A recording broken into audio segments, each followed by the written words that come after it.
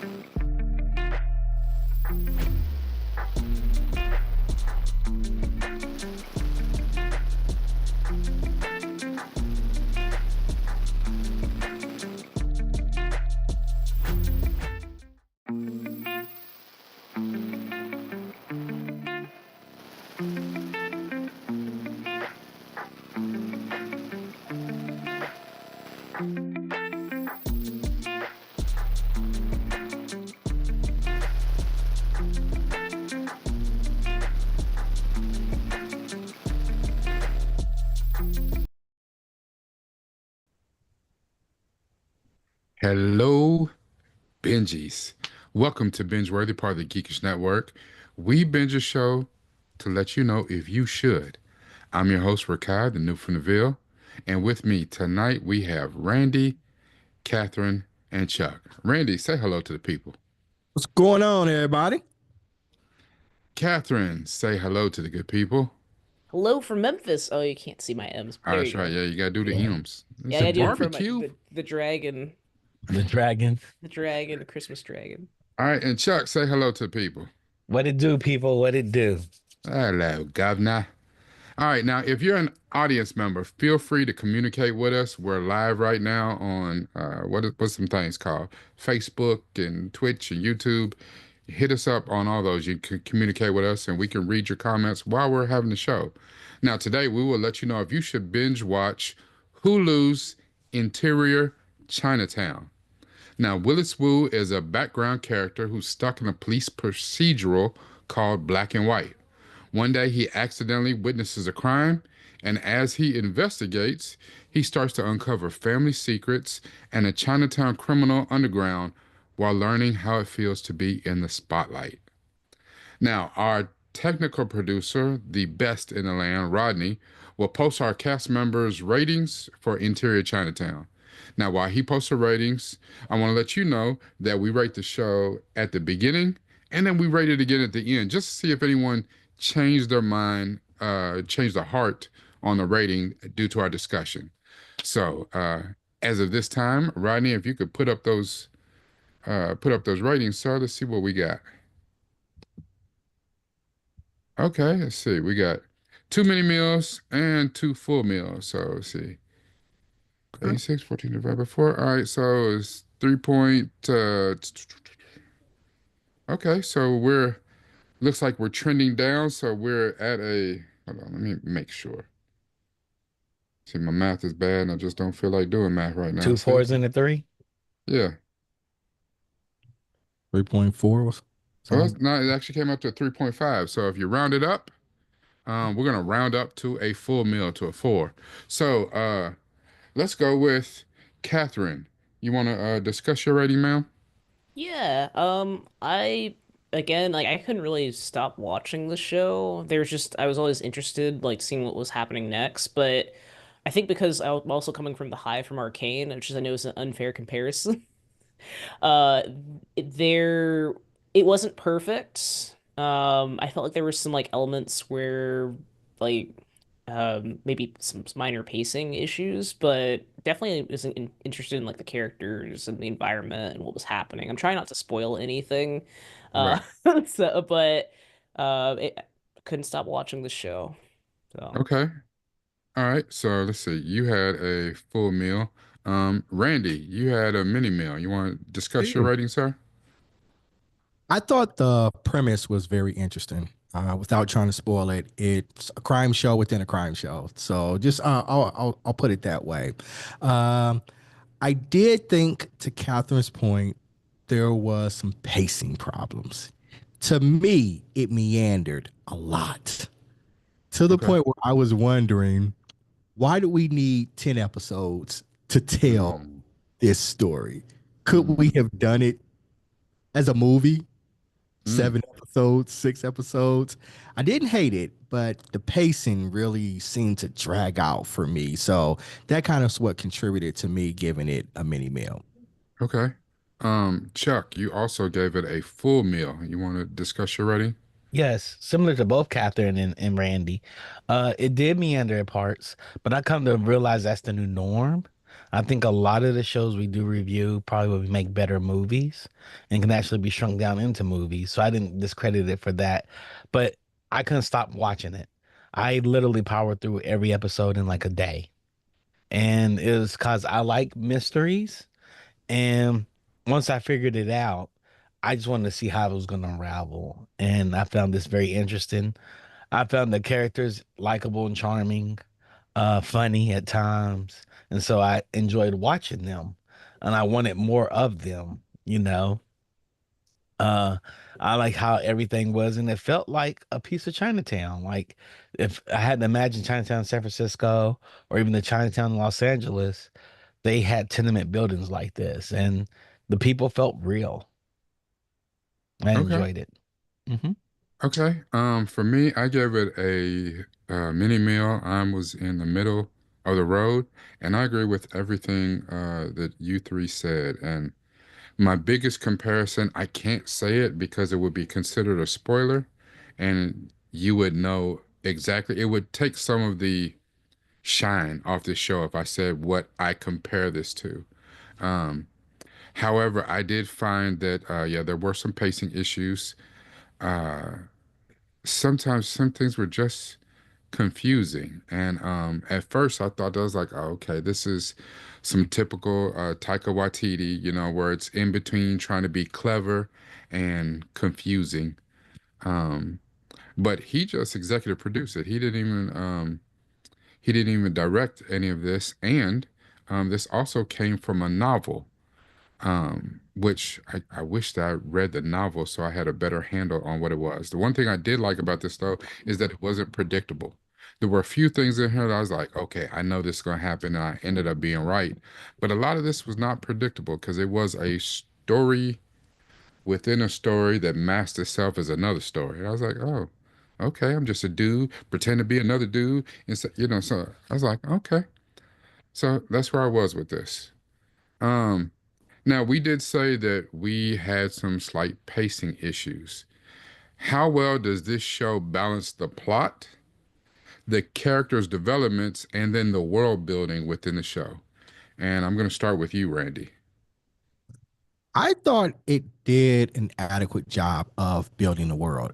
Similar to what Chuck talked about earlier, it did feel like Chinatown. And I thought they did a good job of providing characters, not caricatures, but characters of the Hmm. personalities within this world. One of the things I would have liked to have seen more character development, be more succinct. I thought we focused kind of on our protagonist a little bit too much, and I do understand it was his stories, but it was the ancillary characters around him that really made this show pop for me. And that's why I thought we could have had it a lot more succinct. So overall, how it balanced with character development and plot, I thought it did a pretty good job of balancing those. Okay. Any comments to the plot? character development or world building, Catherine?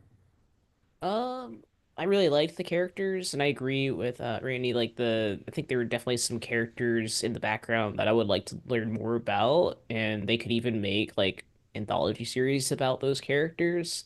Um, and I do like the environment of Chinatown. It just felt very grounded and real to me. Mhm. Um, I'm trying to think, what was the other part of the question? Sorry. About the plot, how did the show balance the plot, and about the world building itself? They did a pretty good job, and then especially with lighting and how they use set design and lighting with the plot, I think were very key. I'm trying not to give this away, but I do like how they use the set to go more into the characters and who you're focusing on. Okay. Chuck? Yeah, so the plot to me was like the main character in all of this. It was more not like a who done it, which was part of it, but it's why is it being done was the main part of this. And I haven't felt this way about an environment and what's going on in the environment since WandaVision. Like Mm. WandaVision has set up that Mm. grounds that this is a isekai. And isekai, if you're not familiar in Japanese terms, is like a alternate world within the world. And the popular right now. And this what this felt like. And I felt this way from the very beginning, once as Catherine letting people know the lighting changed. And there's some other things that occur. And you're like, whoa, what's going on? What am I watching right now? Um, One thing that stuck out to me even more is this is on Hulu, streaming on Hulu, but the FedEx commercials in it talking about the show, I thought was one of the most Yeah. brilliant part of the storytelling because it Hmm. was part of the show. Yeah, So you had commercials talking about the show while being the commercial. Yeah, I thought that that was actually as part of the world building. I thought that that was brilliant. They had Yeah, several commercials. They had some about soap. They had commercials about other things that were actually part of the show. And then it was almost to the point where they had one, they had like a real estate commercial that was done by one of the characters and her character within the show. It was like for her office in the show. But they had other commercials that were in the show, and I was just like, wait, is that a real product or is that for the show? Like I yeah, wasn't wait. sure because when I saw the FedEx one, I was like, wait, that's real. Wait, what the hell is going on? Like it did some things to yeah. throw me. Hold on, I, so I there were. I'm trying to. I don't remember that. Yeah, yeah. all the yeah. commercials are real. They're part of the show. They're So Hmm. characters in the show. I know at a certain point when they reference something that just happened, I'm like, oh, that just happened. Yeah. And that was interesting, but I didn't know cause I know they were advertising, Uber Eats or whatever, Hmm. but so I guess I need to rewatch that now because I feel like I missed something because I'm like, oh, these Yeah. are ads because I'm used to I feel like I Hulu missed something ads. too. Yeah. Yeah. Some of Well, the ads were part of the show. And so like when they show mhm. the first ad is usually part of the show. And it was like, wow, okay. And they do a recap. It's funny how Willis did such and such. Yeah, we just saw him do this. And it's a FedEx commercial or it's a Uber Eats commercial. And I'm like, wow, that's really interesting. It made me look forward to the commercials for the first time in streaming history. I would say I look forward to watching the commercial because I knew it had something to do with the show. See, my Yeah. Hulu don't have commercials. Oh, you missed Oh, out then, homie. Yeah, so yeah. I think that's why Dang, I'm homie. not picking up. I'm like, yeah, my Hulu don't have the Oh, commercials. you I, missed I, out then. I guess for me, like I did watch the commercials, so I'm used to it with Hulu, but I think because I'm so used to commercials from Hulu, I think my brain Yeah, you slightly, zoned out.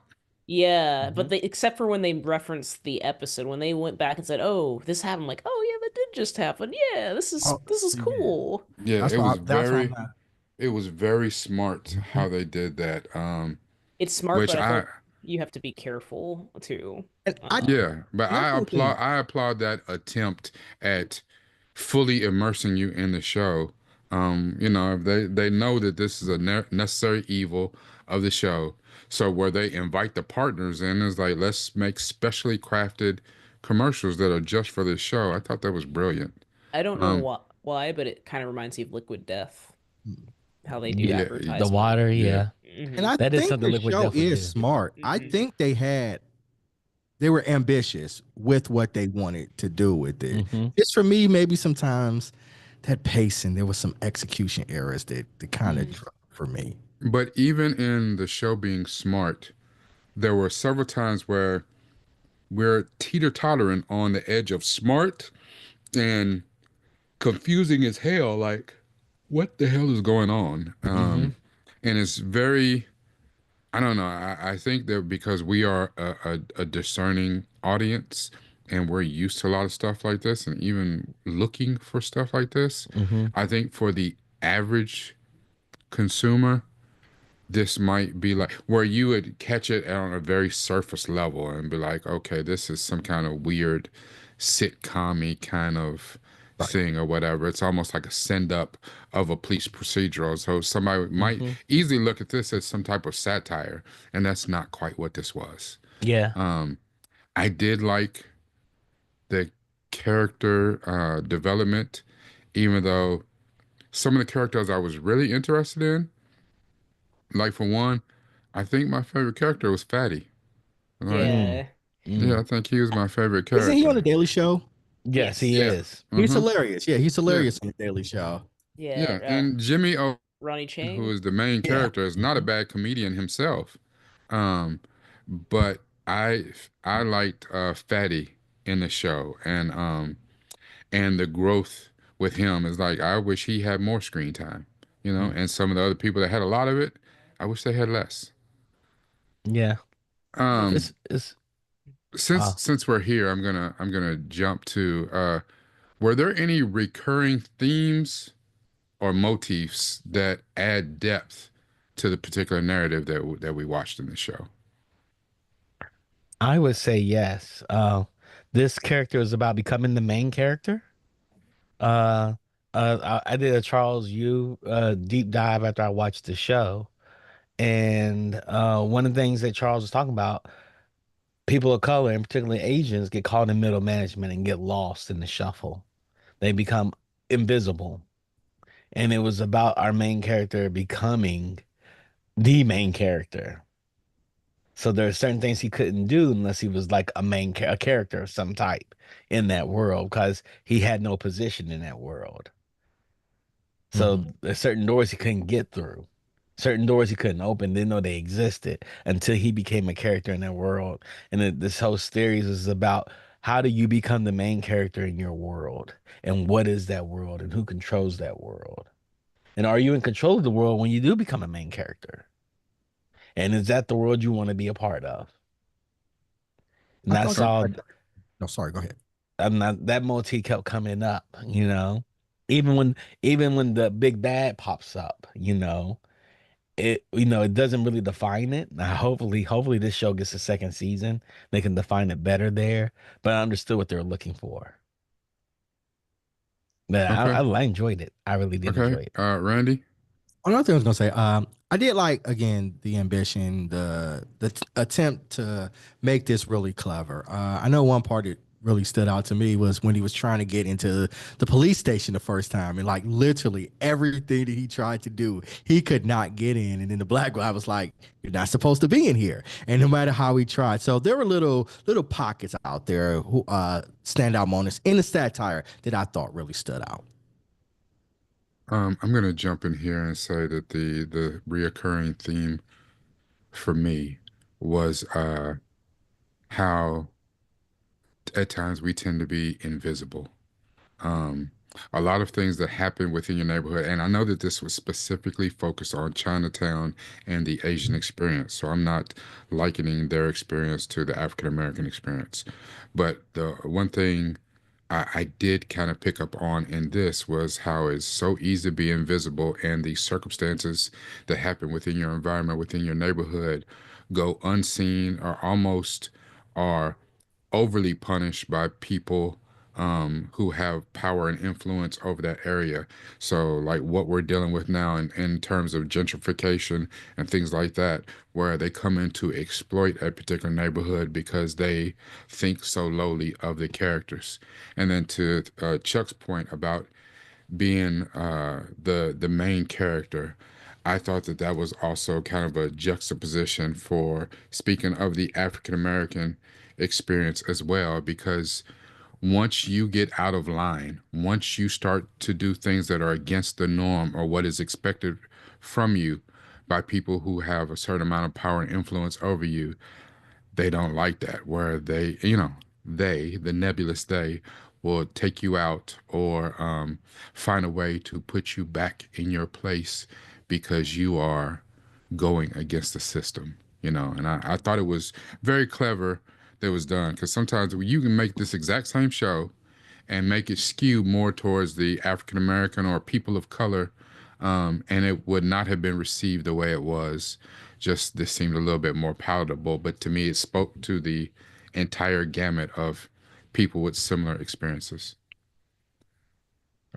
Catherine, you have anything to add?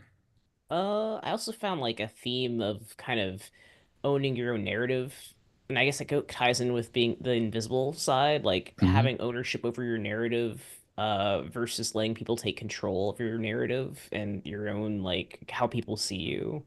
Um, yeah, that's all I add to that. Uh, Okay, go ahead. some Go ahead, Chuck. something else it did too. The owning your own narrative. Narratives rotate. Hmm. Like Hmm. Lana had a lot of narratives, Mm. Yeah. and they played a lot of roles, and she wasn't afraid to switch from role to role. And then by the end of the show, everybody shifted. Every single Hmm. person in here shifted. Everybody had an arc. Yep. Yeah, like everything shifted. And sometimes it shifted more than once. I thought that the one of the most uh, satisfying arcs, and even though he didn't say a whole lot, but he had I don't want to say gravitas, but he had a purpose to why he felt the way he felt. But he could be easily overlooked, was Detective Miles Turner. Like he knew Yeah, something was off the yeah. entire time, to the point where he's like, you know what? I can't do this anymore. And he decided to walk away because he's like, something's off. I feel like I'm crazy. And I thought that was, and even how he was ended up being reinserted into the story. I thought that was very clever on how they used him in that part of the story. So, like you said, Lana, Detective Green, even even Willis himself, how their narrative or them trying to take control of the narrative continue to change throughout, to even to the point where they thought they had it figured out, just to find out they don't have anything figured out. So, Hmm. Hmm. The mother, her narrative oh, changed multiple hers was times. brilliant. Yeah. Hers was one of the, when we're talking about standout characters, hers was one Yeah, of the characters that I wanted to see a yeah. lot. I Hmm. thought I thought the actress who did it stuck the landing, and I thought the narrative, her narrative and the whole story, I thought was really good. Hmm. I think as far as on this particular point, to your point, Randy, I think she had the best um, throughout this. And like I said, even though Fatty was my favorite character, I wish that he had more of a real arc, something for us to get behind. I mean, he had a small arc, but it wasn't really, Um, but I do agree that the mother was fantastic. Also, the restaurant. The restaurant was a character. Yeah. Yep. Like the restaurant was fully Chinese when Willis was running the tables, running the floor. Fatty took over and it became some hipster stuff. Mm-hmm. Yeah. I really like the thing And- with one of the food items they had too, because there's a lot of controversy right now. I don't know if you, uh, I can't. He's another He's a Netflix person, but he's a chef. But anyway, they reference like this food item. I thought it was funny. Yeah. David Chang. Huh. Mm-hmm. Um, yeah, he's the chili flake guy, but he's trying to sue everyone that's Yeah. uh Mm-hmm. yeah, I forgot that chef's name, but Yeah, where he brought up that the house sauce, where somebody else was, making a Hmm. gentrified version of it or whatever. Hmm. Yeah, mm-hmm. yeah, I thought that was brilliant. Um, yeah, Mm. you're right too. David And the thing, Chang.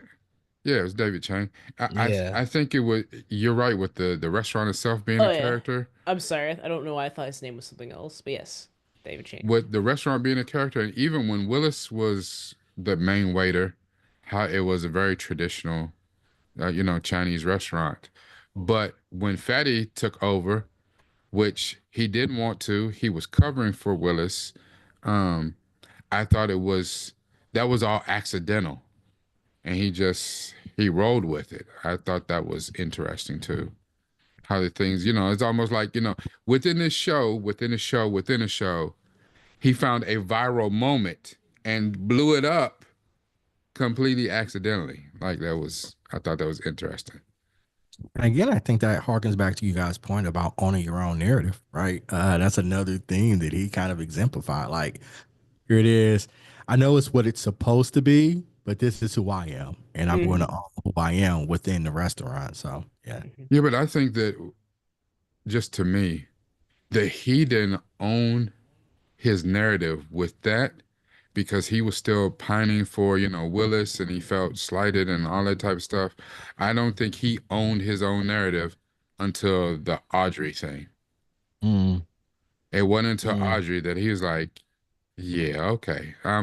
This is the way I'm going now. That's Um, what you gonna say something, Randy? No, no. Okay. Uh, so as far as, because I heard Chuck say it earlier, I think, that hoping for a season two. Mm. I wouldn't say that the way that this went off was a cliffhanger whatsoever. I think the way that it went off, it did leave space for season two, but it also played in a way that if for whatever reason, we know how they do, they, cancel series left and right. If they canceled it, okay, we got a succinct season one, it's done. We told the story we want to tell. Do you think there's room do you want to see a season two? You think there's room to grow, to see something different? But I think that's what it would have to be. I don't think we get a continuation of this story. I think this is a satire, and so the lens for the view of this series, it would have to be to another kind of inherent problem within that community. So I think they could do a season two. I just don't necessarily think it would have a lot of follow up for what we got in season one. Mm-hmm. I No, agree. I did agree. any of you read the book? I have No. not. No, Okay. but I agree. Like I think this would be honestly an anthology like season. So this might be an interior Chinatown, but there might be another interior I don't know, I'm just gonna say the Bronx or something. Some random like it could be completely different area and completely different focus. Hmm. Just like but I think that would be interesting. I do like this style of like as Chuck saying, like the mystery aspect of it and like the genre like that's kind of in. So I'd be curious to see more and like really playing into more of the advertisement because not only did they do the advertisement on the Hulu ads, but they also did on TikTok too. I got TikTok ads that were I think that's also why I was confused because I got TikTok ads that were flavored like the Hulu ads of Hmm. people doing that. So they could really play that up on a multiple social media level if they continued. Now y'all got me wanting to see these ads, man. I didn't see the ads. They were pretty good. You They missed were out, pretty bro, good. Sif. But no, I don't. Go ahead. I think the second season was like interior office building because we saw they were in an office building in suits and Hmm. stuff. All right, him and Chloe's character, Chloe Bennett's character, Mhm. Yeah, Well, it see, looked. Alana. I think that's what would be interesting. It'd Like be if like we did suits. interior Chinatown, we spent the time in Chinatown. And to your point, Charles Yu wrote the book and he was the showrunner on Mm-hmm. this. So Taika Waititi executive produced it, but they were different writers and different directors on most all the episodes. So even though it did have a through line, some of those episodes did feel different, even though they kind of stay within the same universe. Uh, I think because the point too was like, I think Chuck, I think I heard you say that Charles Yu, when he wrote the book, he wrote it based on the premise that uh, many Chinese people or people of Asian descent get in corporate America and they disappear in middle management. Mm-hmm. Um, the way the show ended could lean into that more heavily because the this first season wasn't about what you just said, but it definitely, if we did a second season, it could definitely be there. I don't know Hmm. how they pull it off and how they give us a different show with the same feel. I don't know, but this was different than anything I've Mm-hmm. seen Mm-hmm. anyway. So, I do feel like if they go into offices, they have to be careful because there's a lot of like shows lately, like Severance and different shows that are playing up with like unique office theming. So Mm-hmm. they really have to Mm-hmm. set it apart. which might be the reason why they're going there because already I don't know what they could possibly do for a second season, but whatever they do, I already know that it would be vastly different than any of those other shows that you're talking about. Because outside of The Office, I mean, those other shows are very serious. They take themselves seriously. This did not take itself Mm-mm. seriously. This was satire. This was, I mean, it even set up in the premise of a police procedural that was not a police procedural at all. Like this is a very different take on it. I think if they did do a second season, it was set up in a office building See, that they could pull it off.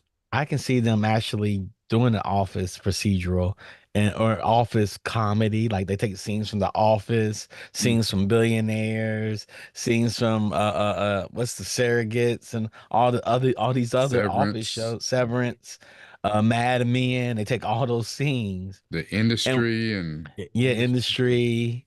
And, they have it already there, and they just play with them because we know what the office company would be. mm-hmm, Hmm. They hit us over the head with the last two episodes. yeah. Hmm. And maybe they infiltrate the office. And then That's what depending I on how was you go, thinking. you could go into Audrey and even do some things that's going on at her office because that's all those law procedurals because she's a Mm-hmm. lawyer. Like, and then her Mm-hmm. mom, Jenny Chang, kept saying she was up for a partner in her law firm. There's a lot of places you could go there as well. Lord knows there's not a shortage of law shows. So like we could definitely God, do it from the perspective of an office. yeah. Yeah. You can Yeah. play with even I don't know, a lot of the I wish this was an email meeting jokes and all that stuff too. So Yeah. playing up all the annoying office grievances into uh Like there's a character that keeps reoccurring in the last three episodes, last two episodes, the episode before the The penultimate and the episode before, and about ads. Hmm. It could be a marketing office. We had the corporation, so I can see yeah, them leaning it all over the place. and then even to that point, once we kind of figure out who the big bad is in the last couple episodes, like doing a second season to really delve more into that. I don't even know if you go kind of a supernatural or whatever, but to delve who is that exactly? Like Mm-hmm. that could be interesting. Mm-hmm. Like we're in a different place now. We took control of the narrative, but our journey's not over because the big bad is still doing what the big bad does. yes. Capitalism. You're in the office, That part. capitalism. That Hmm. part. Yeah. Yeah. But we have a big bad that's well defined, and we don't know exactly what it does. Yeah. Okay, so let's talk about, so was this series, was this season, if it's the only one or if it's just the beginning of something, was this binge-worthy material or not? Let's rate it again. Okay. I'm gonna start with you, Chuck. You gave it a full meal Uh-huh. before. Mhm. What is your new rating? New rating's gonna stay a full meal. I think this is a really good show. It meandered just a little bit. And all these shows we're reviewing now, I now look at all the time I'm spending on them and say, would this been better as a movie? Because they lend themselves to character development that I don't think is necessary all the way in all the shows. But I think this fits right in pocket with what's out here in the new streaming world. Mm-hmm. And I think it's brilliant. I think it was a very brilliant premise. Love mysteries. I'll watch these all day long. So I'm sticking with the full meal. Okay. Randy.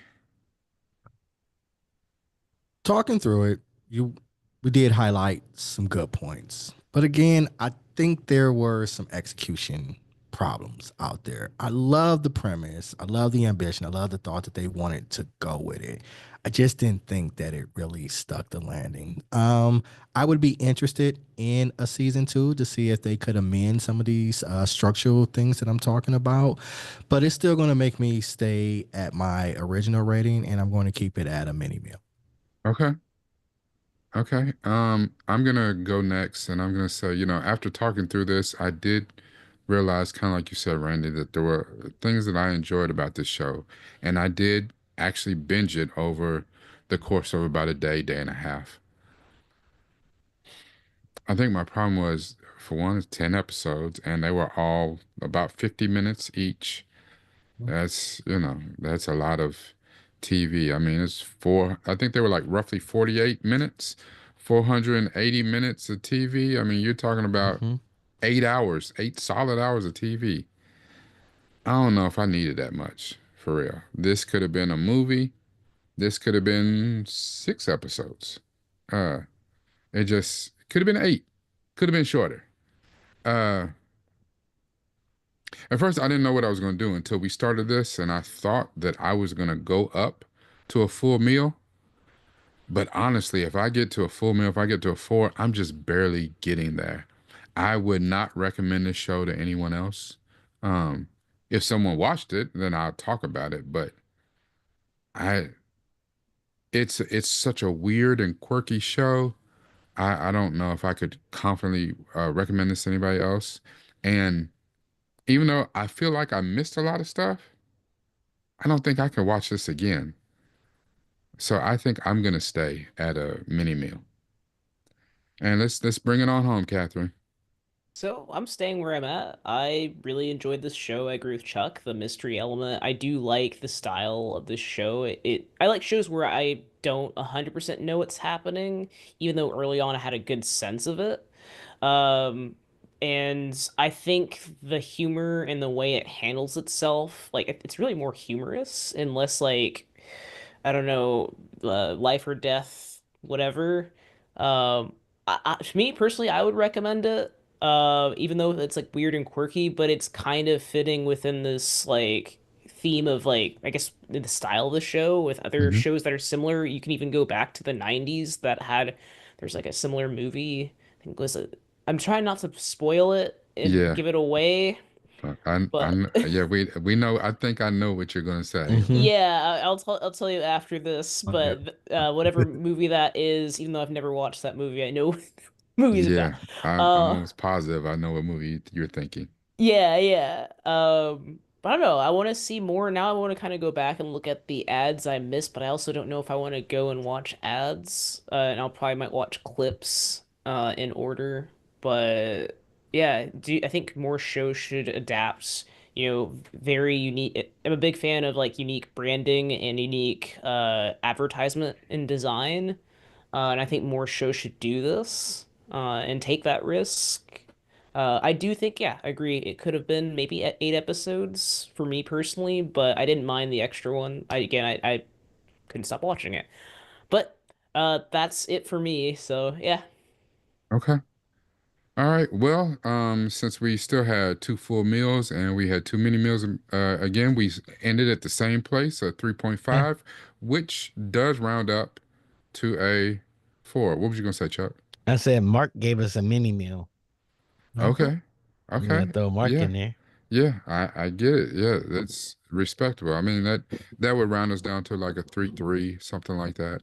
So it would round down to a mini meal, but the consensus is that we're right in between a mini meal and a full meal. Hmm. Um, and I don't mind it being a full meal. I just think that there were a few issues that keep me from going there. I would watch a second season if they came out with it.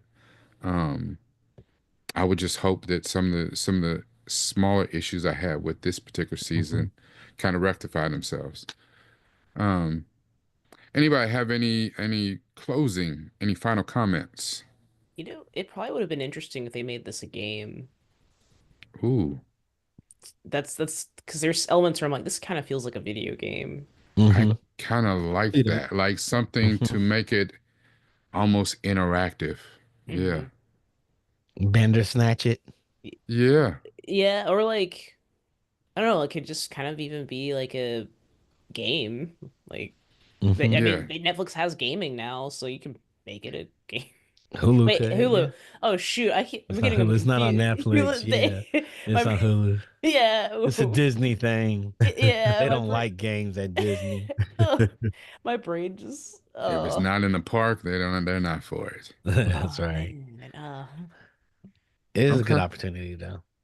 Yeah, I think something to, especially if you don't understand, because it was very specific to Chinatown. And if you don't have that type of cultural experience, or the most that you know about Chinatown is Chinese restaurants, and you're like the gentrified people that ended up in the restaurant, then a lot of this might have flown over your head. man, I've only walked up the hills in San Francisco through Chinatown, which was a mistake on my part, but I did it. But I did get the vibe, and I guess it's just because like when you're even if you're not in Chinatown, there are like certain areas that kind of they have their own feel and vibe and gentrification. So Okay. I haven't spent much time in Chinatown in San Francisco, but I've spent a little bit of time in Chinatown in New York. oh cool. And those two on the different coasts is two completely different vibes. But really, if you kind of dial into this, this could be really any ethnic, any cultural hood anywhere in America, you know. Mm, Mm. So a lot of the themes that are within this carry over to any um a lot of different neighborhoods. mm. Well, I thought I heard somebody gonna say something. It No, sounded I like was just Rodney. agreeing. I was Oh, agreeing with you on your points about it could be any minority community in yeah, America or PLC community in America. yes. Yeah, I do believe that.